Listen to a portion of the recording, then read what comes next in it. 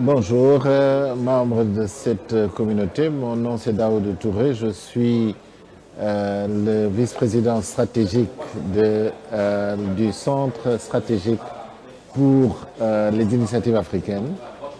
Avant ceci, j'étais représentant et coordonnateur résident du PNUD et du système des Nations Unies dans plusieurs pays en Afrique, le Nigeria en dernière date, le Ghana et l'Ouganda. L'émergence d'un pays africain, c'est quelque chose plus que de mode, je l'espère en tout cas, qui donne l'état d'un pays qui aura réussi à garder le cap en ce qui concerne son développement, dans le sens de ce que les Anglais appelleraient une graduation.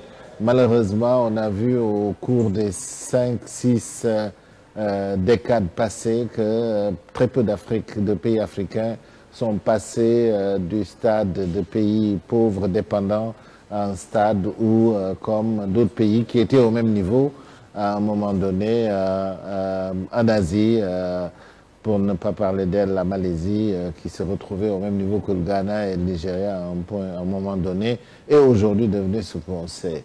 Donc, émergent, être un pays qui a sa destinée en main, moins dépendant des facteurs extérieurs, assez diversifié et maintenant une croissance, pas pour une croissance, mais une croissance qui permet à ces populations de vivre correctement.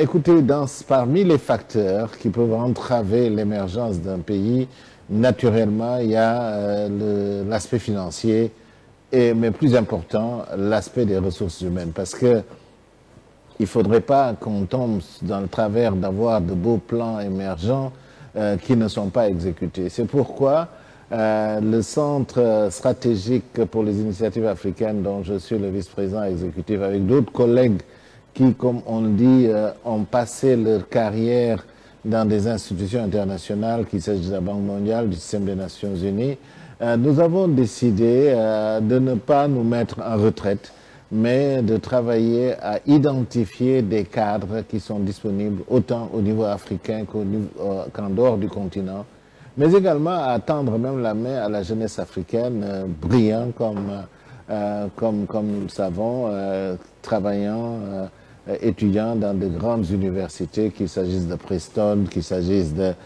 garçons qui sortiraient de X ou de Harvard, mais qui, dans ces départements Afrique, ont très peu d'occasion de pratiquer ce qu'ils apprennent au niveau africain. Donc, coacher ces jeunes, mais également repérer tous ces experts africains qui existent pour qu'ils donnent au continent leur expertise permettant pas de venir avec des stratégies nouvelles, mais de mettre à exécution les stratégies qui existent et permettre également à ce qu'on puisse faire le suivi-évaluation des stratégies qui existent basées sur l'expérience internationale de 30-40 années que beaucoup d'entre nous dans ce centre avons comptabilisé au compteur. Mais également au niveau financement. Je pense que les présidents qui ont parlé sur ce forum ont parlé de mobiliser les financements internes. Au niveau des financements internes, oui, il faut lever sur le plan fiscal sans pour autant étouffer l'industrie et le secteur privé africain naissant, mais également taper sur l'épargne qui existe au niveau de la diaspora. Et cette diaspora, c'est au niveau des cadres.